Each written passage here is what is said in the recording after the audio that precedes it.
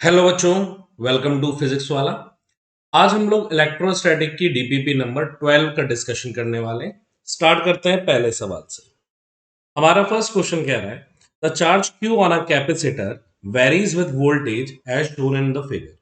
The area of the triangle AOB. AOB का area क्या बता रहा है? अच्छा, सबसे पहले एक काम करते हैं, ये ट्राइंगल का एरिया लिख लेते हैं कितना। एरिया इक्वल्स टू क्या बेटा, ये ट्राइंगल बना रहा है, that is equals to half. Base कितना है, यहां से यहां तक क्यू है, इनटू हाइट कितनी है बेटा, वोल्टेज है, तो कितना आ रहा है, क्यू वी बाई टू आ रहा है। क्लियर है कि नहीं है? और आपको पता है कि क्यू किसके बराबर होता है, सी इंटू वी के बराबर होता है। रिप्लेस कर दूंगा तो एरिया इक्वल्स टू हो जाएगा C V square by two. और बेटा हाफ सी वी स्क्वायर किसका फॉर्मूला है, half C V square energy stored in capacitor का फॉर्मूला है, energy stored by capacitor. Clear? कौन सा ऑप्शन करेक्ट हो जाएगा आपका? Option number D is correct, energy stored by the capacitor. Clear? Next question, an uncharged capacitor is connected to a battery, on charging the capacitor will. बेटा एक अनचार्ज battery को capacitor से connect किया है और पूछा गया है चार्जिंग में कैपेसिटर के साथ क्या होगा। तो यहां पे बेटा अगर मैं एक सर्किट बनाऊं जहां पे हमारे पास एक कैपेसिटर है और उससे कनेक्टेड एक बैटरी है, मान लीजिए ये दिया गया है, थोड़ा सीधा बना लेते हैं।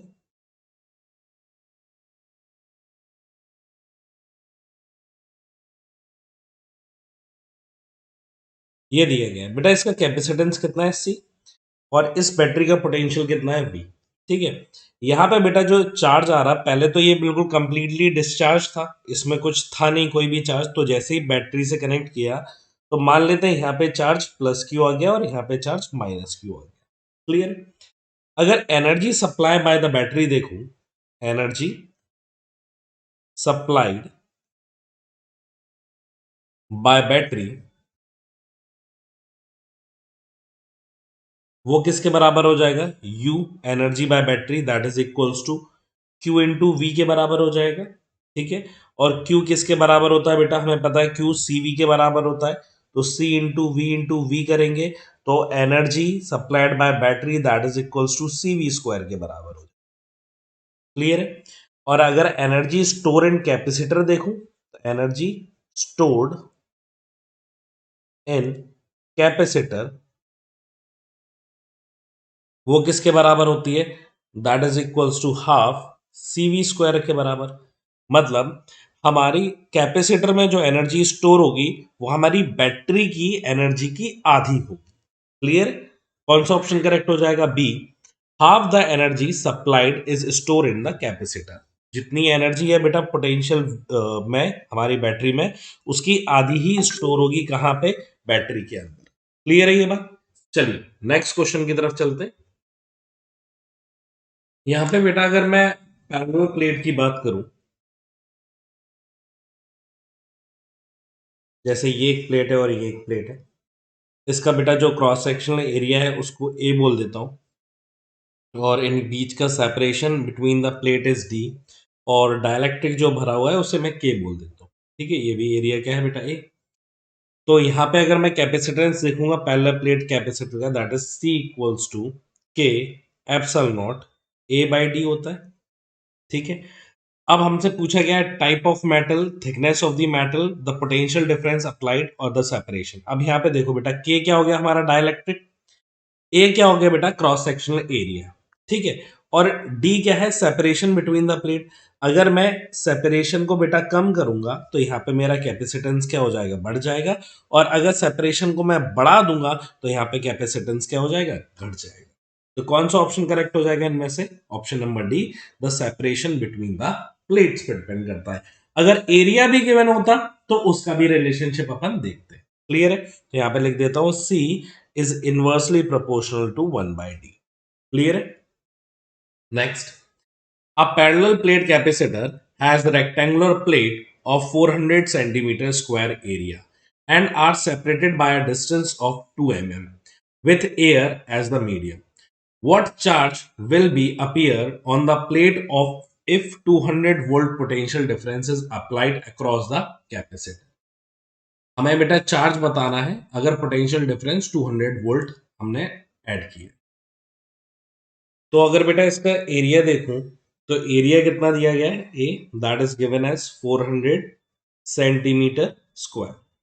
बेटा मीटर में अगर कन्वर्ट करूंगा तो ये कितना हो जाएगा, 400 into ten to the power minus four, that is equals to 4 into ten to the power minus two metres square.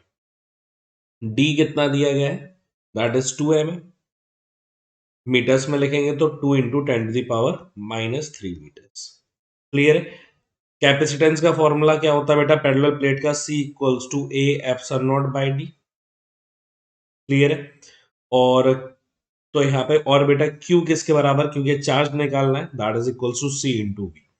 तो C कितना है, A epsilon naught by D into V potential. तो कितना आ जाएगा, 4 into ten to the power minus two into epsilon naught 8.85 into ten to the power minus 12। Potential कितना है बेटा 200 वोल्ट डिवाइडेड बाय डी कितना दिया गया है, 2 into ten to the power minus 3। Clear है बेटा। इन सबको सॉल्व करेंगे तो यहाँ से क्यू की वैल्यू जो आएगी that is equals to 3.54 into ten to the power minus 8 coulomb. ये हमारे पास चार्ज आ जाएगा। कौन सा ऑप्शन करेक्ट हो जाएगा हमारा, option number 20 correct. Next question क्या कह रहा है, there are two metallic plates of parallel plate capacitor. One plate is given a charge plus q while the other is earth as shown in the figure. Point P, P1 and P2 are taken as shown in the figure of adjoining figure. Then the electric intensity is not zero at. बेटा किस point पे electrical intensity zero नहीं है, हमें ये बताना है। यहां पर बेटा अगर तीन पॉइंट कंसिडर कर लूं, P2, P एंड P1, और इसकी इलेक्ट्रिक फील्ड हमने बोला है नॉट जीरो होना चाहिए। ठीक है, अगर देखो इस पॉजिटिव प्लेट की वजह से चार्ज क्यू ले लेता हूं, क्रॉस सेक्शनल एरिया ए, यहाँ पे भी चार्ज क्यू और क्रॉस सेक्शनल एरिया ए। बेटा इस पॉजिटिव की वजह से क्या होगा, ये रिपेल करोगा, इलेक्ट्रिक फील्ड इस डायरेक्शन में होगी, that is equals to Q upon 2 A epsilon naught रहेगा पॉजिटिव की वजह से, और नेगेटिव की वजह से इधर रहेगी, that is equals to Q upon 2 A epsilon naught. तो ये इक्वल और अपोजिट है तो ये दोनों तो एक दूसरे को क्या कर देगी, कैंसिल आउट कर देगी। सेम इधर पे देखेंगे तो नेगेटिव की वजह से इधर रहेगी, that is equals to Q upon 2 A epsilon naught, और पॉजिटिव की वजह से इधर रहेगी, that is equals to Q upon 2 A epsilon naught. तो ये भी इक्वल है और अपोजिट डायरेक्शन में ये क्या हो जाएंगे, कैंसिल आउट हो जाएंगे। पर अगर पी पॉइंट की बात करूं तो नेगेटिव वाला क्या करेगा, इसे अट्रैक्ट करेगा, that is equals to Q upon 2 A epsilon naught. और पॉजिटिव वाला भी क्या करेगा बेटा, इसको सेम डायरेक्शन में रिपेल करेगा, जो कि होगा Q upon 2 A epsilon naught. Clear है। तो इन दोनों की जो नेट यहाँ पे बेटा फील्ड आ जाएगी, that is Q A epsilon not निकल के आ जाएगी। दैट मींस कि P वो पॉइंट रहेगा जहां पे हमारी इलेक्ट्रिक इंटेंसिटी जीरो नहीं होगी। कौन सा ऑप्शन करेक्ट हो जाएगा, option number A is correct. Clear. Next question, the distance between the plate of a circular parallel plate capacitor of diameter 40 mm whose capacity is equals to that of the metallic sphere of radius 1 meter will be। बेटा यहाँ पे diameter हमें कितना दिया गया है, that is given first case में diameter of parallel plate, वो कितना गिवन है हमें, that is given as r equals to 20 mm, जिसे मैं क्या लिख सकता हूं, 0.02 मीटर लिख सकता हूं। एरिया कितना होगा बेटा, that is equals to pi R square, तो ये आ जाएगा पाई और 0.02 का होल स्क्वायर। क्लियर है। अब अगर इसका मैं कैपेसिटेंस लिखूंगा, that is equals to epsilon naught A by D, तो ये कितना हो जाएगा, एरिया एप्सिलॉन नॉट एरिया की जगह आ जाएगा पाई इंटू 0.2 का whole square divided by D, distance को डी ले लेते हैं। क्लियर है। और यहीं पे हमें क्या दिया गया है बेटा, एक स्फेरिकल दिया गया है कैपेसिटर, स्फेरिकल कैपेसिटर, रेडियस कितनी दी गई है उसकी 1 मीटर। तो कैपेसिटेंस कितना हो जाएगा, इसको C2 बोल देते हैं और इसको हम C1 बोल देंगे। तो ये कितना होता है बेटा, 4 pi epsilon naught into R होता है स्फेरिकल का। आर की वैल्यू 1 रखेंगे तो C2 की वैल्यू कितनी आ जाएगी, 4 पाई एप्सिलॉन नॉट के बराबर आ जाएगी। अब बोला गया इन दोनों का कैपेसिटेंस बराबर है तो दोनों को इक्वल रख दो। तो लिख सकता हूं epsilon naught into pi into 0.02 का whole square divided by D, that is equals to 4 pi into epsilon naught. Clear है बेटा। एप्सिलॉन नॉट से एप्सिलॉन नॉट कैंसिल आउट हो गया, पाई से पाई कैंसिल आउट हो गया, डी कितना आ जाएगा, 0.02 का होल स्क्वायर डिवाइडेड बाय 4। बेटा इसको डिवाइड करोगे तो ये कितना आ जाएगा, 0.1 एम आ जाएगा। क्लियर है। कौन सा ऑप्शन करेक्ट हो जाएगा, option number B is correct. Clear है। Next question. The energy density in a parallel plate capacitor is given by 2.1 into 10 to the power minus 9 joule per meter cube. The value of the electric field in the region between the plate. Electric field की value बतानी है बेटा इन plates के बीच में। तो यहाँ पे बेटा एनर्जी डेंसिटी का फॉर्मूला लिख सकता हूँ क्या, कि एनर्जी डेंसिटी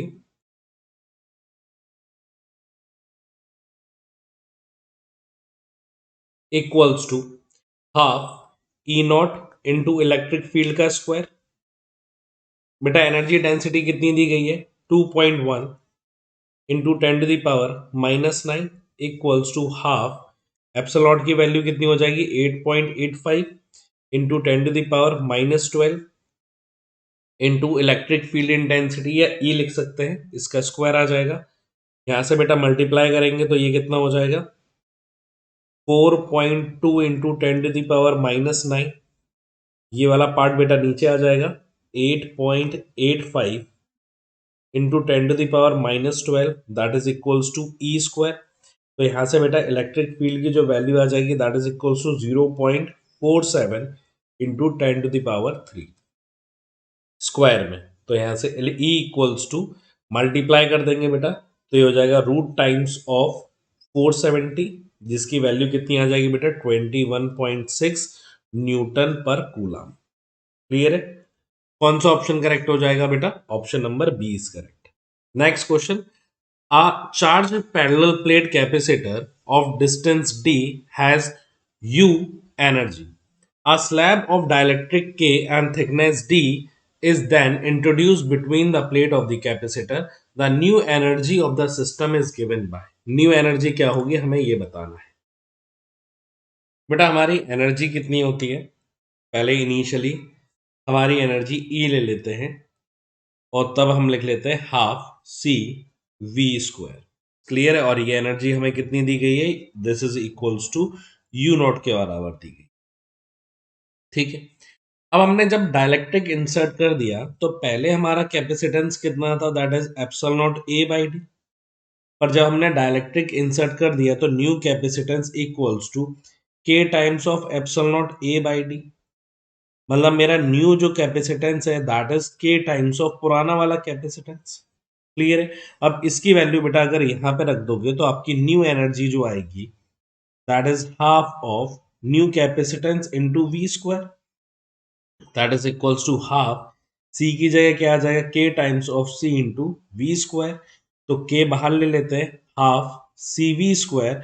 और बेटा ये पुरानी वाली एनर्जी है that is equals to U naught. तो न्यू एनर्जी जो होगी that will be K times of U naught. Clear है। कौन सा ऑप्शन करेक्ट हो जाएगा हमारा, that is option number A. Next question. The energy and the capacity of the charged parallel plate capacitor are U and C respectively. Now a dielectric slab ER equals to 6 is inserted in it. Then energy and the capacity becomes. बेटा energy और capacity के बारे में comment करना है कि क्या होगा। बेटा यहाँ पे जो कैपेसिटेंस का फॉर्मूला होगा that C equals to epsilon naught into relative permittivity into A by D. तो एप्सिलॉन नॉट आर की वैल्यू कितनी दी गई है, दैट इज गिवन एज 6। तो capacitance equals to 6 times of पुराना वाला कैपेसिटेंस। तो कैपेसिटेंस तो कितने बार बढ़ जाएगा बेटा, 6 गुना बढ़ जाएगा।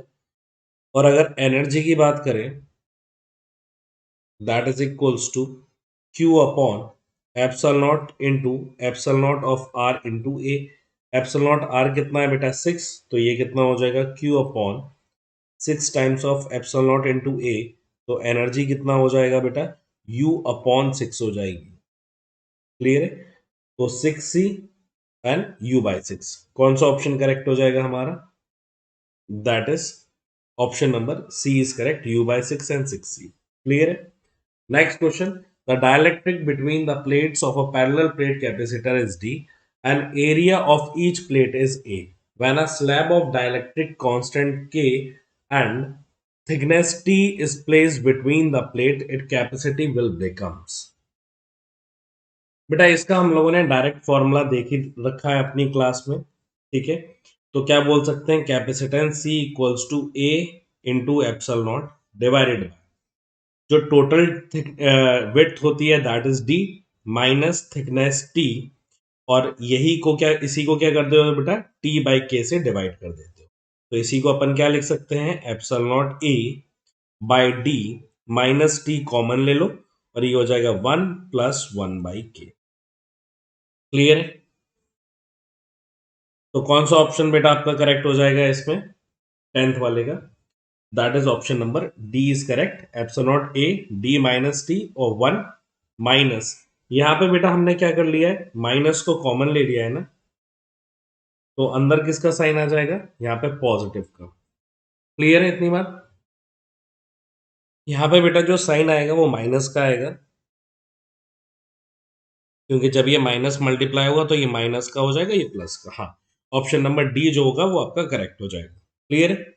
Next question, when a slab of dielectric medium is placed between the plate of a parallel plate capacitor which is connected with a battery, then the charge on the plate is comparison with the earlier charge will be।